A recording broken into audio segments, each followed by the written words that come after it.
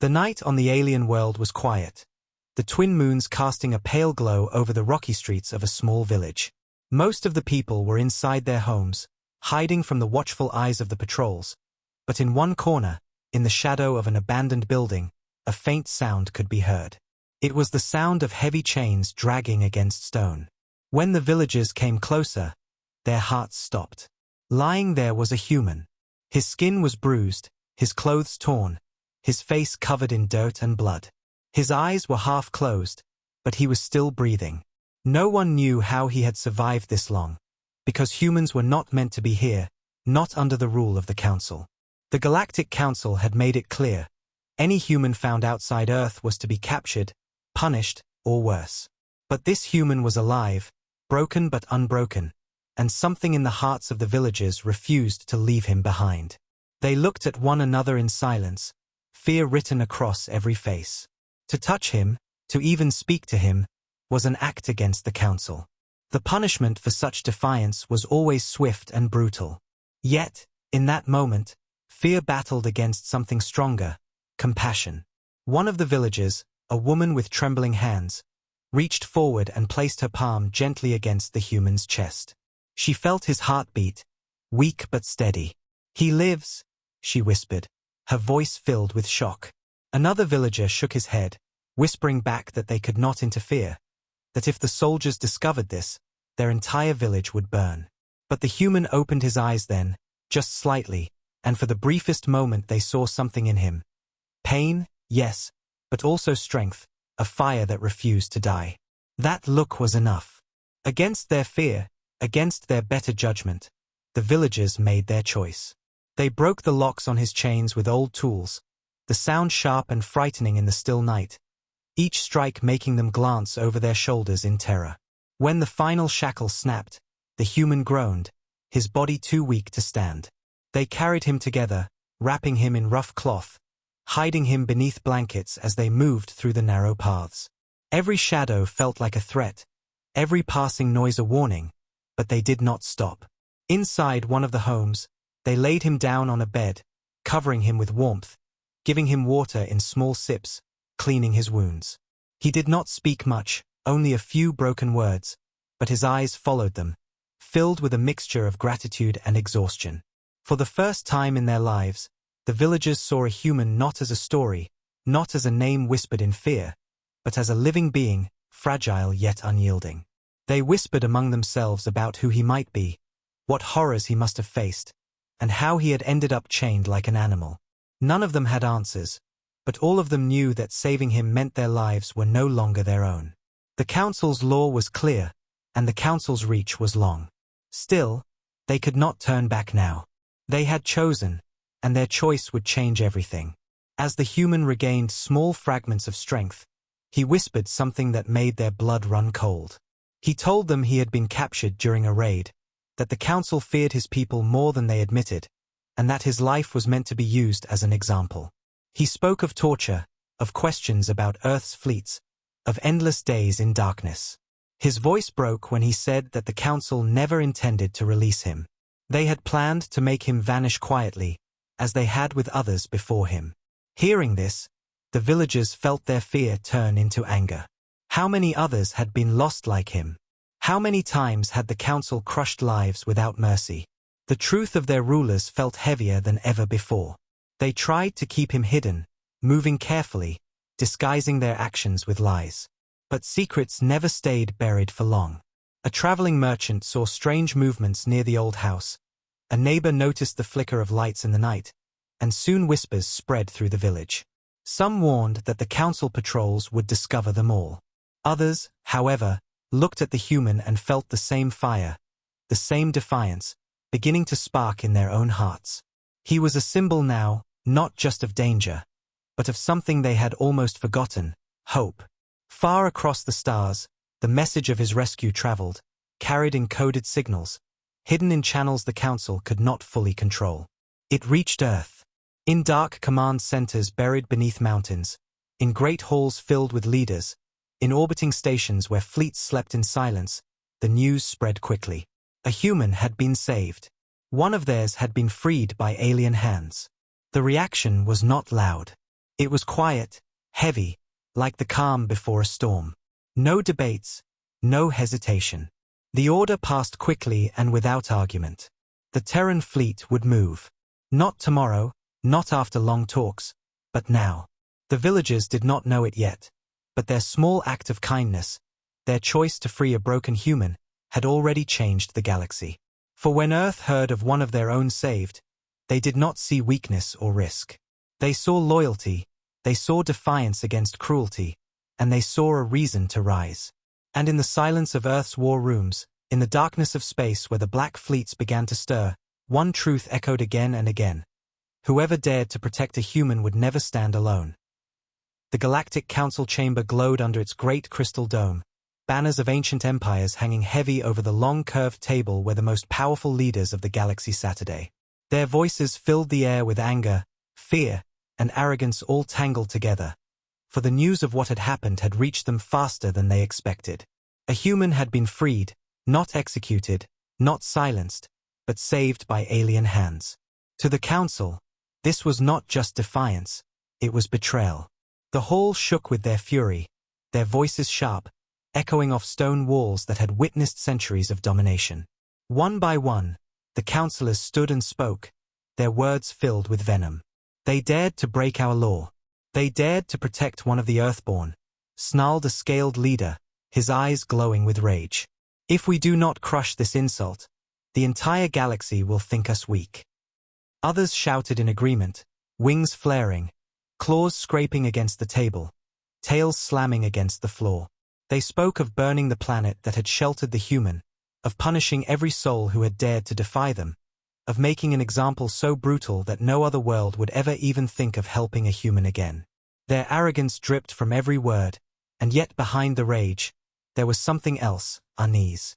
They had mocked humans for centuries, called them fragile, unworthy, but in the back of their minds lingered whispers of battles long past, stories of human endurance, of soldiers who fought long after logic said they should have fallen. None of them wanted to believe those stories, but the very fact that this one human had survived chains and torture unsettled them. The chamber turned into a storm of voices. One counselor, his silver skin shining under the lights, raised his hand and tried to speak of caution. He reminded them of the envoy who had once stood in this very hall, warning them that Earth would not kneel, that mocking humans would carry a price. Perhaps, he began slowly, this rescue will bring consequences greater than we expect. His words were drowned immediately by laughter and jeers. The others mocked him, calling him weak, accusing him of fearmongering. Humans are insects, one declared, his teeth bared. They survive only because we allow it. A fleet is all it will take to remind them of their place. The chamber roared with approval, the silver-skinned counselor falling silent, though his eyes remained dark with worry.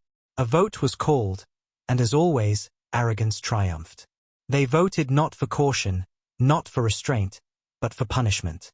The planet that had dared to protect the human would be crushed. Fleets would be dispatched at once. The council's voice was law, and in their minds, their law was absolute.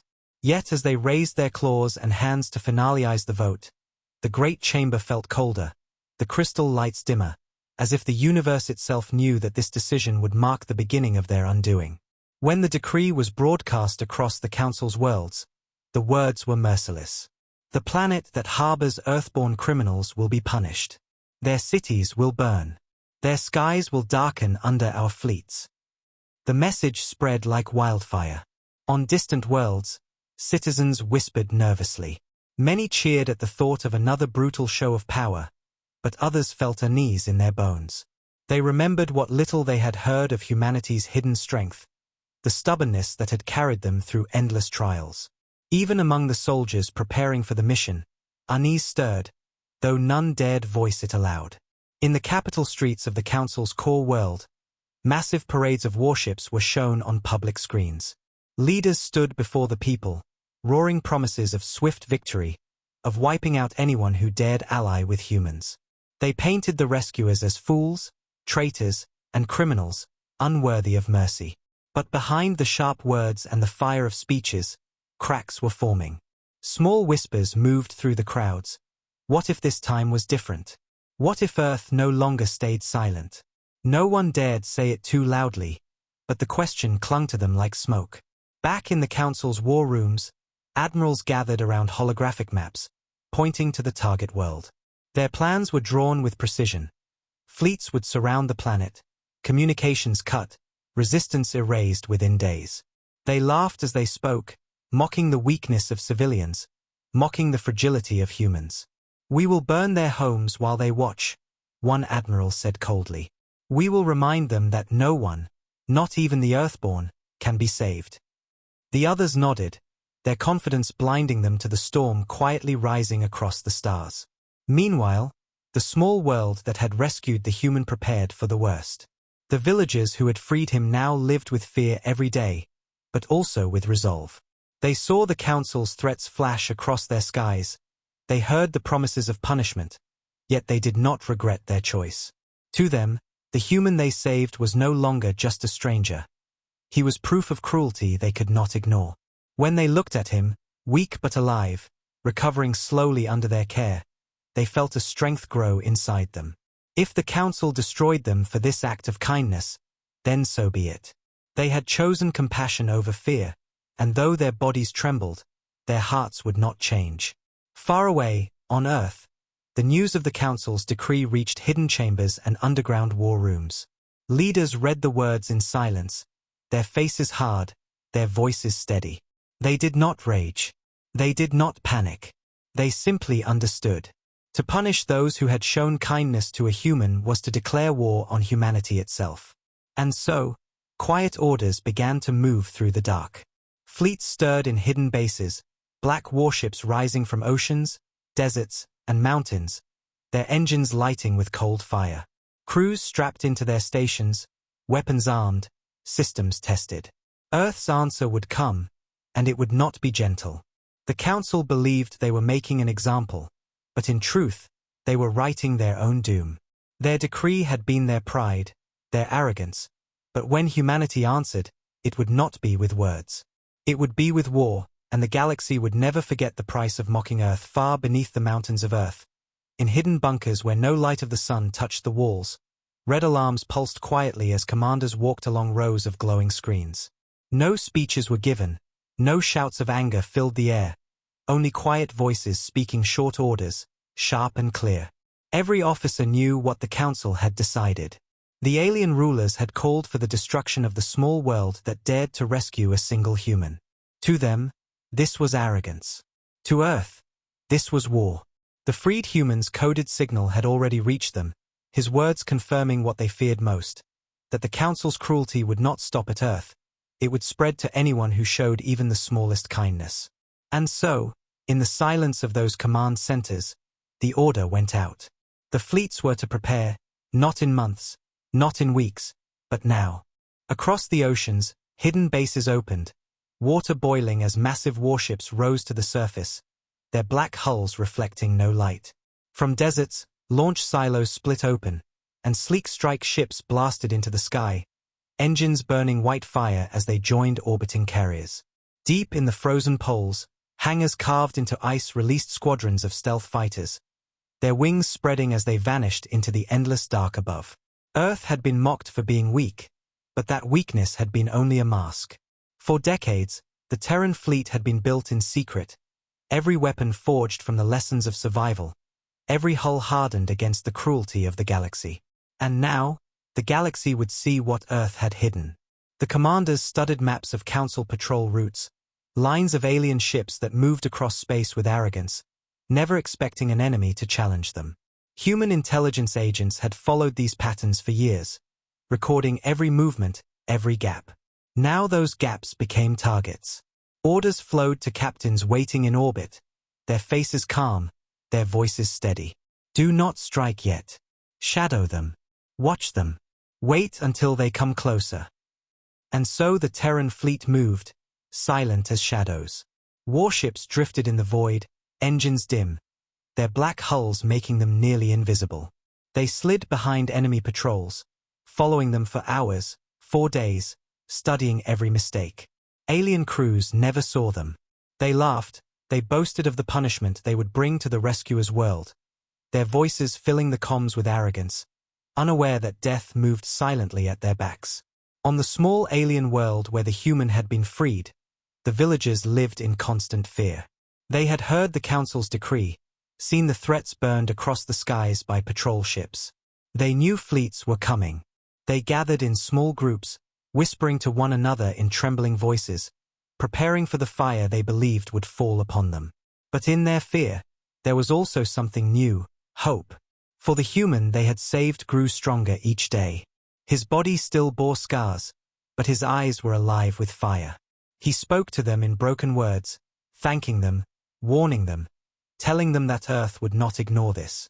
They listened, hearts pounding, not sure if they dared to believe. But in the distance, far above their skies, black warships already drifted, waiting, unseen protectors preparing to strike. Meanwhile, in the council's war rooms, admirals laughed over their plans. They gathered around massive holographic maps, pointing at the small alien world that had defied them. They called it weak, defenseless, unworthy of the protection it had offered. They spoke of surrounding it with fleets, of burning its cities until nothing remained, of showing the galaxy that no one could defy the council's will. They laughed, not realizing that every word, every plan, every route had already been traced by Earth's hidden eyes. The very confidence that made them careless would soon become their doom. The first contact came quietly. A small alien patrol ship, drifting along its usual route, suddenly flickered with alarms. Sensors detected something, just for a moment, then lost it. The captain scoffed, blaming equipment failure, ordering his crew back to routine. But in the darkness behind them, a human vessel floated, silent and unseen, recording every signal, every weakness. It did not fire. Not yet. Another patrol disappeared hours later, its transmission ending abruptly with a burst of static. The council assumed pirates, malfunctions, anything but humanity. They could not imagine that Earth's fleet was already in their space, already circling them like wolves around prey. On Earth, families gathered in cities, watching as news whispered of council threats. Fear spread among them, but it did not break them. Instead, it hardened them. Every man and woman who saw the council's arrogance felt the same fire grow in their hearts. They remembered their history, their struggles, their centuries of survival. They knew what was coming, and they accepted it. Across the planet, soldiers strapped into their armor, their faces steady as they prepared to leave home. Factories thundered as weapons poured out without rest. Humanity was not trembling anymore. It was rising. And in the silence of space, deep among the stars, the Terran fleet held position, waiting for the moment when the Council's armadas would move to strike the rescuer's world. The human captains listened to the calm voice of their commander as he gave only 3 words: when they strike, burn. The order was enough. The galaxy did not yet know it, but the first blow of Earth's war was only heartbeats away. The stars above the small alien world shimmered with a strange calm, but beneath that calm an entire storm was waiting to break. The Council fleets had begun their march, massive ships moving in proud formation, banners of empires glowing brightly across their hulls as if to remind the galaxy of their power. Their commanders sat high in their bridges, their voices filled with arrogance, laughing as they spoke of how easily they would erase a world of farmers and villagers, how quickly they would burn the place that had dared to defy the law. The alien soldiers cheered at the thought of an easy victory. They imagined themselves returning home as heroes, their names celebrated across Council worlds. Not one of them realized that in the darkness around them, black shadows of war were already closing in, watching silently, waiting for the moment to strike. The Terran fleet drifted like ghosts, hulls painted in void black armor, engines cooled to near silence, invisible to most senses. 4 days they had followed the Council's warships, learning every angle, every weakness, every pattern. Their captains waited patiently, the tension in their crews heavy but controlled, every hand steady on weapons, every eye locked on the command displays. When the order finally came, it was not a roar, it was a whisper carried across encrypted channels: strike. The first blow came without warning.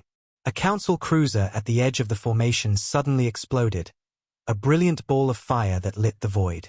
Alarms screamed across the fleet, voices shouted in confusion, and before anyone could react, 2 more ships vanished in storms of plasma fire. Human warships emerged from the shadows, their silhouettes terrifyingly huge, their weapons unleashing beams of concentrated energy that sliced through armor like paper. Missiles streaked across the blackness, guided with perfect precision, tearing holes into carriers, leaving them to drift burning and silent. The Council commanders screamed for order, trying to reform their lines, but it was too late. The Terran fleet struck from every angle, swarming like predators around prey, hitting the flanks, cutting through the center, slipping away before the enemy could fire back.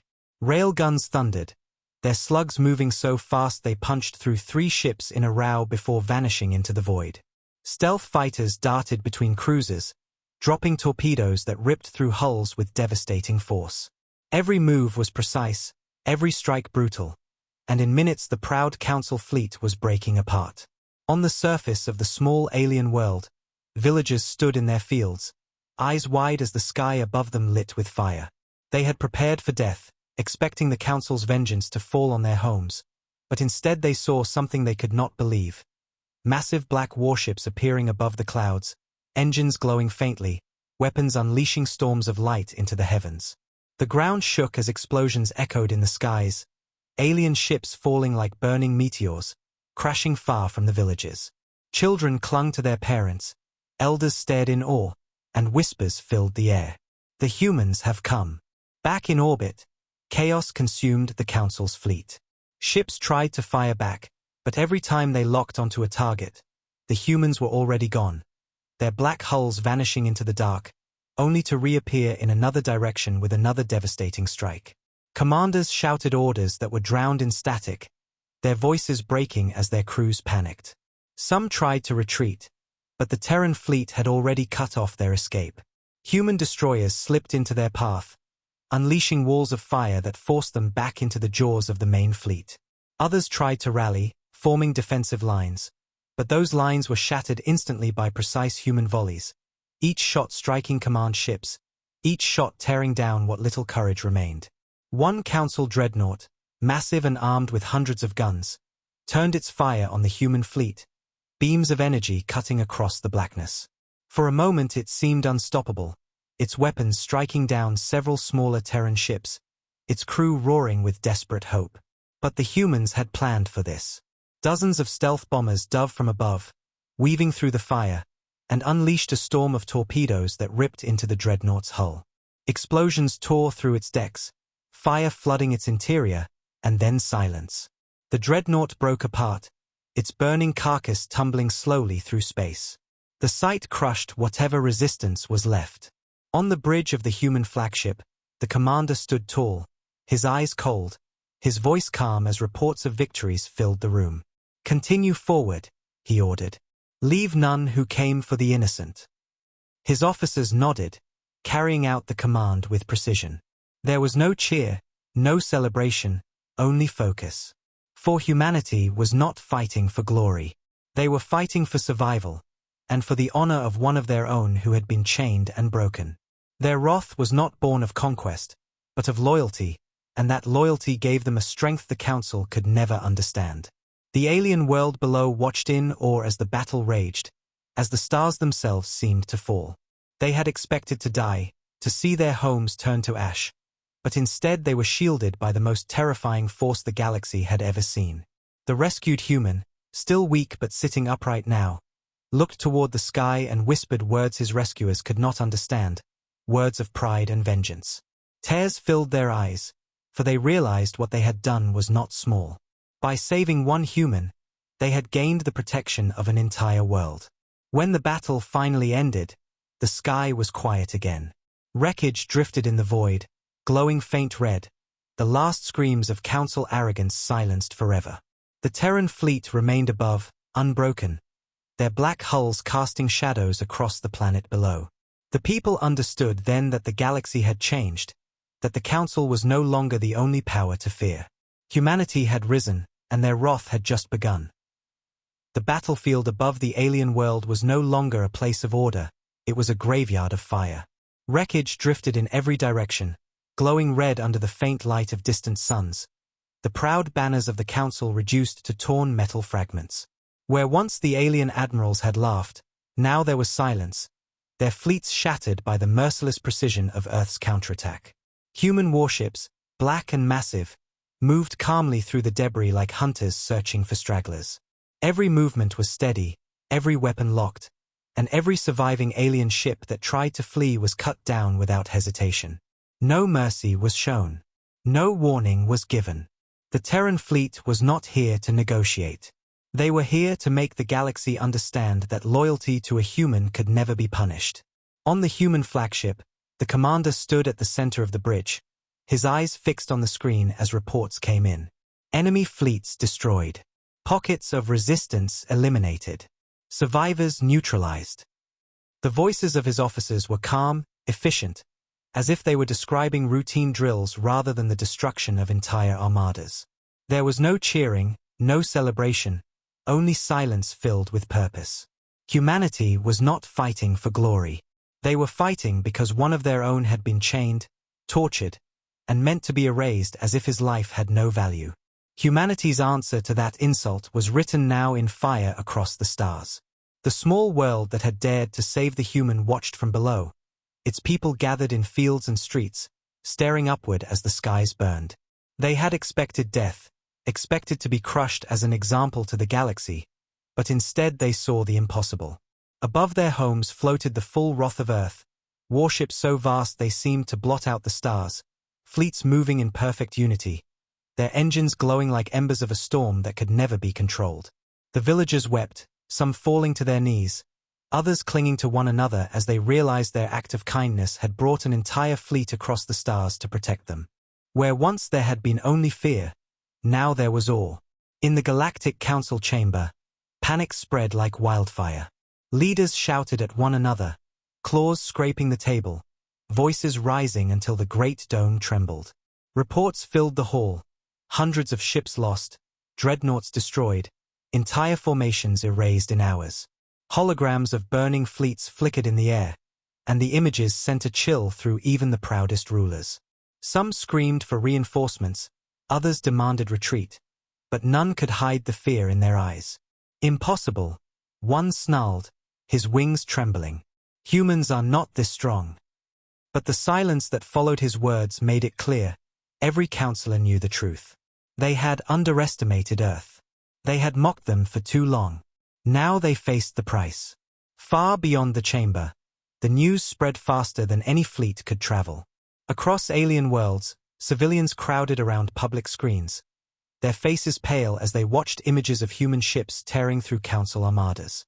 On colonies where the council's rule had always seemed absolute, whispers began to spread, whispers of hope. If humanity could crush the council's fleets, perhaps others could rise too.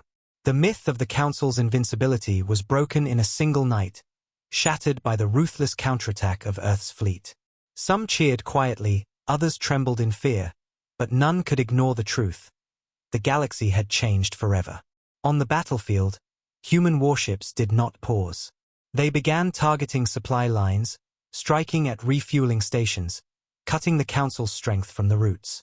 Stealth ships slipped through enemy sectors, disabling communications, jamming transmissions, leaving entire systems blind.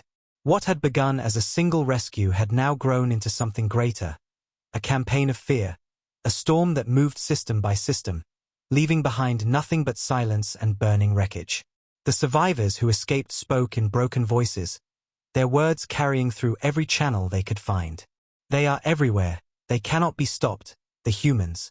These whispers reached planets far from the fight, and even there, fear took root.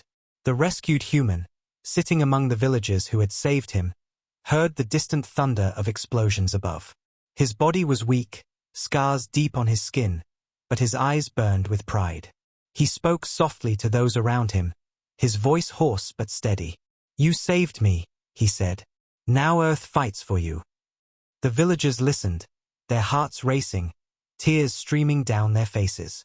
They realized what this meant, the galaxy's most dangerous truth. To harm a human was to invite destruction, but to protect a human was to gain the shield of an entire world. The council tried to regain control. They broadcast messages filled with pride, promising that reinforcements were coming, that humanity would fall, that the council would never be broken. But their words rang hollow, even to their own people. Too many fleets had been lost, too many lies exposed. The galaxy no longer feared the council. They feared Earth. And that fear was spreading faster than any command could stop. Above the alien world, the human fleet remained, unbroken, their weapons still hot, their engines ready to burn deeper into council territory. The commander gave a final order to his officers, his voice quiet but unyielding. Mark this world. It is under our protection. If the council returns, we will be waiting. The message was sent across every channel, clear and sharp, and it struck the galaxy harder than any weapon. The rescuers would not be punished. Instead, they had become untouchable, shielded by Earth's wrath. And so the galaxy trembled, its rulers shaken, its people whispering, its future rewritten. Earth had spoken, not with words, but with fire, and the meaning was clear. To save one human was to call forth the fury of all humanity. To threaten one was to invite war with an entire world. The council's laughter had died, replaced by silence, and in that silence the stars themselves seemed to bow to the rise of Earth. The stars above the conquered battlefield glowed with the dim light of drifting wreckage, but into that silence came a new sound, a voice that carried across every channel in the galaxy. It began as static, a faint hum that reached the ears of soldiers, traders, and even civilians on distant worlds. Then the static cleared, and the image of a human commander appeared. He stood tall, dressed in dark armor that reflected the glow of war, his expression calm, his eyes steady. Behind him stretched the bridge of a Terran flagship, alive with quiet activity. When he spoke, his words were simple, but they cut sharper than any blade. They saved one of ours. For that, Earth fights for them. If you raise a hand against them, you raise it against us. Know this, the Terran fleet will answer every threat, and our answer is war. The message was not shouted, it was delivered in a steady, controlled voice, and that calmness made it more terrifying than any scream. Across the galaxy, council admirals froze as the words reached their ships. Soldiers who had been readying for another attack stopped in their tracks. Civilians on distant worlds stared at their screens, their mouths falling open as they realized what they were hearing. This was no plea, no negotiation. It was a declaration, and it was final. Humanity was not begging for peace. Humanity was promising vengeance. In the council chamber, the reaction was chaos. Dozens of councillors leapt to their feet, wings flaring, claws scraping across the floor as they shouted over one another. "Unacceptable," screamed one, his scaled fist slamming against the table. "This is arrogance," another roared. But beneath the anger was something they could not hide: fear. They had expected humans to beg, to hide, to defend only their own world. Instead, Earth had declared war on behalf of another species. One small act of kindness turned into a shield backed by firepower the Council could not match. The meaning was clear. Humanity was loyal in a way the galaxy had never seen, and that loyalty was more dangerous than any fleet. Some leaders shouted for immediate retaliation, demanding that every fleet be mobilized to crush Earth before their influence spread. Others, their voices shaking, called for surrender or negotiation, insisting that continuing this war would mean the Council's ruin. Old rivalries resurfaced, councillors accusing each other of arrogance, of underestimating humanity, of failing to listen to the warnings. The great chamber became a storm of panic, voices clashing so loudly that the crystal dome above them shook. And still the message from Earth replayed, again and again, on every channel they could not silence. Beyond the chamber, ordinary citizens of the Council's many worlds listened with wide eyes. They had lived their lives believing the Council untouchable, its fleets unbeatable, its laws eternal. Now they watched as the myth shattered. They saw the black Terran warships drifting through wreckage, heard the human commander's calm voice promising war, and for the first time, they wondered if the Council's rule could end. On some worlds, people cheered quietly, whispering that maybe the galaxy would finally be free. On others, there was only fear, the terror of knowing that if humanity was willing to fight for a rescued stranger, there was no limit to what they would do for their own. Back on the alien world that had saved the human, the villagers gathered together, huddled in awe as the broadcast played above their skies. They heard the human commander's words, felt the weight of his promise, and tears filled their eyes. They had expected death when they chose to free the man in chains. Instead, they had gained the protection of an entire species. "We are not alone," one villager whispered, clutching her child tightly. "The humans will fight for us." And in that moment, the galaxy itself shifted, because the Council's threats no longer mattered. Earth had spoken, and Earth had made them untouchable. Meanwhile, the survivors of the Council's fleets drifted in space, broken ships limping toward distant ports. Their crews whispered of the message, their voices hollow. They had faced humans in battle and seen the truth with their own eyes. The Terran fleet did not fight for conquest, it fought for loyalty, and that loyalty made them ruthless. "They cannot be stopped," one alien captain said, his voice cracking as he reported to the Council. "They do not fear us. They do not fear anyone." His words spread like infection through the ranks, turning confidence into despair. On Earth itself, the people listened to their commander's broadcast and stood in silence. There was no cheering, no celebration, only the steady understanding that war had truly begun. Families hugged each other tightly, knowing sacrifices would come. Soldiers stood at attention in their stations, their faces calm, their hearts heavy but resolved. They were not fighting for conquest or glory, they were fighting for survival, for justice, and for the honor of one of their own who had been chained and beaten. That cause gave them strength no empire could match. In the council chamber, the shouting finally broke into silence. One elder, his skin pale with age, stood slowly and spoke the truth no one wished to hear. "We laughed at them," he said softly. "We dismissed their envoy, we mocked their warnings. Now they have spoken, and we cannot silence them. We have woken a predator we cannot cage." His words hung heavy in the chamber, and though many councillors growled in anger, none could deny the fear in their eyes. For even as they argued, even as they raged, reports continued to flow in. Earth's fleets were advancing, striking deeper, dismantling the Council's control piece by piece. The human commander's words echoed in every mind, "They saved one of ours. We now fight for them." And with that single promise, the galaxy understood that nothing would ever be the same. The Council's reign was no longer unquestioned. Earth had declared its place among the stars, not with treaties or pleas, but with loyalty and fire. The galaxy trembled, and the age of silence was over. The council chamber, once a monument of order and control, had become a pit of chaos. The towering crystal dome echoed with the screams of leaders who had lost their grip on power, claws and fists slamming against polished stone, wings flaring in anger, scales rattling as every voice fought to be heard. The calm arrogance that once ruled these halls was gone, replaced by raw panic. Every corner of the chamber seemed heavy with fear. Holograms of destroyed fleets flickered above the table, showing black Terran warships tearing through council armadas with ruthless precision. Each image was a knife in their pride. No one wanted to look at them, yet no one could turn away. One councillor, his golden eyes wide, shouted that humanity must be crushed now before they spread further. His words carried fury, but his voice trembled, betraying the fear hidden beneath his anger.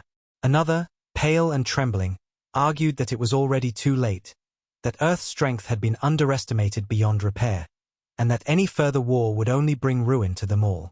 The chamber erupted, half screaming for vengeance, half whispering for surrender. Never in its long history had the council been so divided. Their power had always come from unity, from the image of unshakable strength. But now cracks spread through every word, every voice, and those cracks widened with each passing hour. Reports kept arriving, each worse than the last. Patrol fleets gone silent. Supply depots wiped out. Communications jammed across entire systems. Admirals sending desperate calls for reinforcements, only for their transmissions to end in static as human weapons cut them down. The councillors listened in horror, their pride bleeding away. They had once believed themselves untouchable, but now they were prey. Some tried to silence the reports, demanding they be hidden from public view, but it was too late. The galaxy already knew. The message from Earth still replayed across countless channels. Impossible to block, impossible to ignore. Beyond the chamber, rebellion stirred. On council-controlled worlds, citizens filled the streets, watching the images of black Terran warships on public screens. They saw the council fleets burn and whispered that maybe, just maybe, the age of fear was ending. On some worlds, protests erupted, voices rising against their rulers, soldiers hesitating as they were ordered to crush their own people.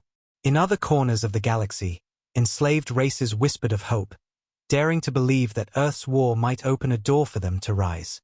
The fear of humanity spread, but so did inspiration. The Council's iron rule was breaking, not just under the fire of Terran fleets, but under the weight of doubt from its own people. Inside the chamber, desperation grew. Councillors turned on one another, accusing rivals of weakness, betrayal, and incompetence. Old grudges resurfaced, ancient rivalries reignited, and the chamber shook with more than words.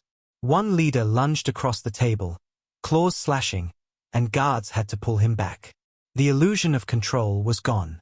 For centuries, they had ruled by fear, but now they were the ones trembling, their power unraveling before their eyes. "We cannot let them set the rules," one screamed. "If we surrender now, we are nothing." But another, her voice soft and broken, replied, "We are already nothing. The galaxy no longer fears us. They fear Earth." Her words silenced the room, if only for a heartbeat, and in that silence the truth weighed heavy on them all. Meanwhile, in the villages of the small alien world, the people gathered in awe as human warships remained in orbit, silent guardians casting shadows across their skies. The rescued human, still weak but recovering, told them what the Council feared most: that Earth's loyalty was unbreakable, that they would fight not just for themselves but for anyone who stood with them. His voice was quiet, but every villager listened as if the stars themselves were speaking. Hope spread through their hearts, stronger than any fear of punishment. They had expected to die for their act of kindness, but instead they had gained the protection of the most terrifying force the galaxy had ever seen. In the Council's war rooms, generals tried to form new strategies, drawing up plans to trap Earth's fleets, but each plan crumbled before it even began. They had no numbers left, no advantage in technology, no unity among their leaders. Their arrogance had blinded them, and now they could not even trust one another. Every attempt to regroup was cut apart by humanity's precision strikes. Human warships attacked where they were weakest, vanished into the void, and reappeared to strike again. It was not a war the Council understood. It was a storm, and they were standing in its path. The galaxy trembled with uncertainty. Some worlds clung desperately to the Council, others quietly prepared to break away, and many simply waited, watching the rise of Earth with awe and dread. The Terran fleet had shown no mercy, no hesitation, and no weakness. The message was clear to all: to threaten a human was to invite destruction, but to stand with them was to gain their shield. And so rebellion brewed, fear spread, and the Council's once unshakable rule collapsed piece by piece. In the chamber, as the councillors shouted into the night, the truth could no longer be hidden. Their reign was over. The humans had risen, and the galaxy would never look at them the same way again. The laughter that had once filled the great hall was gone forever. In its place was silence, heavy with dread, as every leader wondered the same thing. What would Earth do next? The galaxy was no longer quiet. Every world, every colony, every station buzzed with the same whispers. Earth had risen, the Council had fallen, and nothing would ever be the same again. Yet in the center of it all, above the small alien world that had once been marked for destruction, the Terran fleet remained.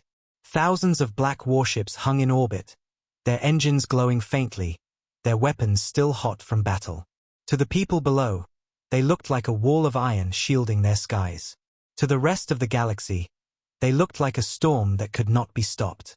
The villagers who had freed the human gathered together in the open fields, staring upward as the night lit with the glow of human warships. Children pointed in awe, elders wept openly, and none could believe what they were seeing. Only days ago, they had expected death. Now, the strongest force in the galaxy protected them because of a single act of compassion. On the flagship, the human commander stood before his officers. His face was calm, his voice quiet, but every word carried the weight of an empire reborn. Reports came in of council fleets collapsing across multiple sectors, of colonies rioting, of soldiers deserting, of whole systems breaking away from their rulers. "The galaxy is listening," one officer said, his voice low. The commander gave only a nod. "Then let them hear." Orders were given, and once more, Earth's message was broadcast across every open channel. The galaxy stopped to listen. The image of the commander appeared again, his armor dark, his eyes steady, his voice sharp. "This world is under our protection. They saved one of ours, and so we fight for them. If you dare punish them, if you dare threaten them again, know that you will face all of Earth. This is our law. This is our promise." The words echoed into homes and palaces, into barracks and marketplaces, into the very heart of the council chamber itself. The alien leaders sat frozen as the broadcast filled their hall, their pride stripped away, their faces pale with fear. They had ruled through terror for centuries, but now they were the ones trembling, because humanity had declared a law stronger than their own. Not a law of dominance, not a law of fear, but a law of loyalty, and loyalty had given Earth more power than all the Council's fleets combined. The chamber erupted into shouting once more, but the sound was hollow. Even as they screamed, they knew the truth. Their power had ended. On distant worlds, the reaction was immediate. Civilizations that had once bowed to the Council cheered openly. Some raised banners with the symbol of Earth, others sent messages of alliance, desperate to be under the shield of the Terran fleet. In the outer colonies, where rebellion had always been crushed, uprisings began anew, this time stronger than before, fueled by the knowledge that the Council could bleed. Soldiers in the Council's own armies hesitated when given orders to suppress protests. Their hearts filled with doubt, their loyalty broken. Humanity's fire had not only burned fleets, it had burned away the myth of the Council's invincibility. In the villages below, the rescued human stood among those who had saved him. His body was still weak, his steps unsteady, but his voice was stronger than ever. He looked to the skies where the Terran fleet hovered and whispered, "You are safe now. My people will not let them touch you." His rescuers wept, their hearts overwhelmed, for they realized their kindness had changed the galaxy. They had freed one man, and in return they had been given the protection of an entire species. For the first time, they did not fear the Council's threats. They looked to the stars with hope. Meanwhile, the survivors of the Council's fleets carried their broken ships back to distant ports. Their reports spread faster than any propaganda could silence. They spoke of human warships that fought like shadows, of weapons that tore through armor as if it were paper, of soldiers who boarded ships without hesitation and silenced entire crews within minutes. They spoke of the broadcast, of Earth's vow to fight for those who saved a single human, and their voices carried the same conclusion: the humans could not be stopped. The Council chamber grew darker with each report. Leaders shouted threats they no longer believed, their words weak, their authority gone. In the shadows, some whispered of surrender, others of retreat, but none had answers. They had mocked Earth for centuries, laughed at their weakness, ignored their warnings. Now they sat in silence, waiting for the next blow, fearing that the black warships would one day appear above their own capital. Above the alien world, the human fleet began to move.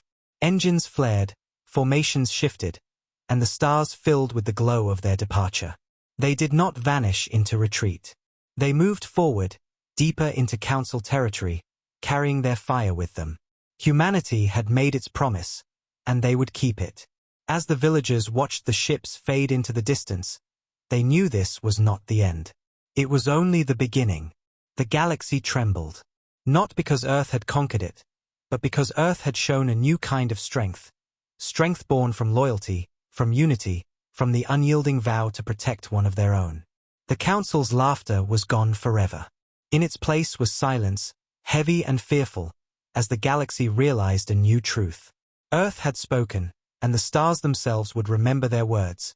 To harm a human, or those who protect them, is to invite the fury of an entire world. And so the final image burned itself into the hearts of billions. The endless black fleet of Earth, rising from the void, unbroken and unstoppable, carrying war not for conquest but for honor. The council could rage, the galaxy could tremble, but the truth was carved forever in fire. Humanity had declared its law, and the galaxy would never forget it.